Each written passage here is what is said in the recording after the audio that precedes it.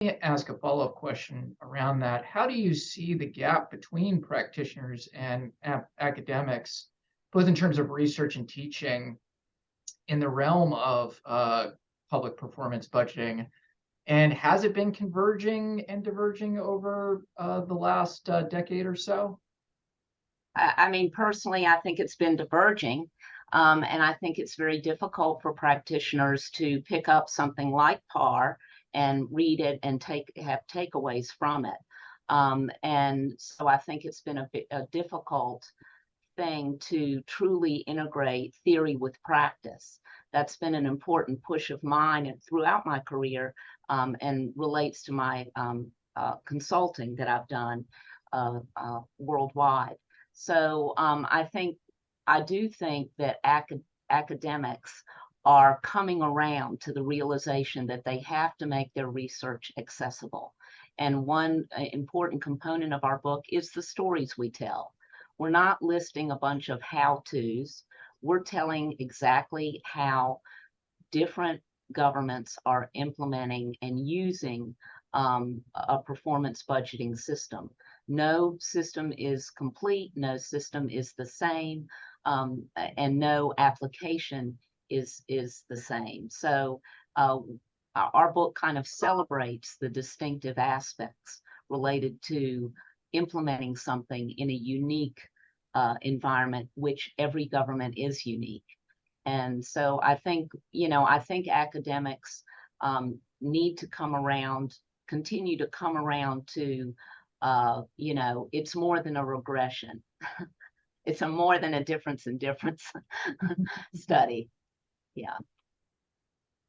Well, I would also say, I think there are pockets of optimism, where research and the practice kind of come together. I think this year is the 30th year after GPRA, right?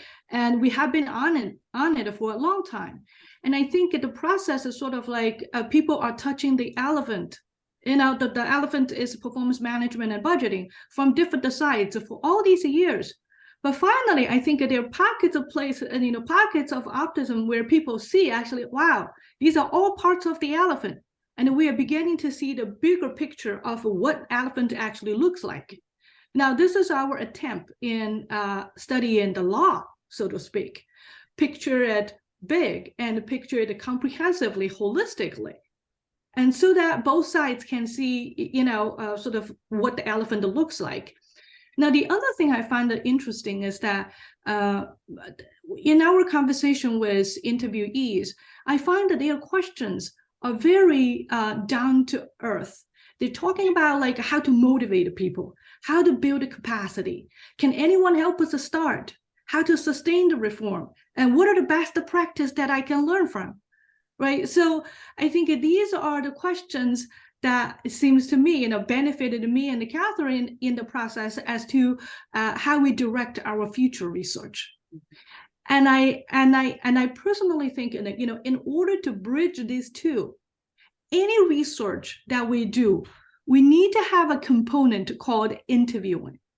We need to have a component called dialogue, and that it must be there so that what we're proposing is not only valid on, in a box on our resume, but it's valid to anyone who's thinking about doing and implementing performance management. At the end of the day, like Katherine, opening with the sentence that we are hopeful.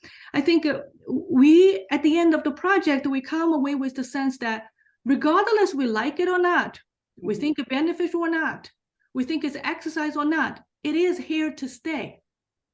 It is here to stay. Performance is here to stay. And probably in the next, decades, or it will become more and more important.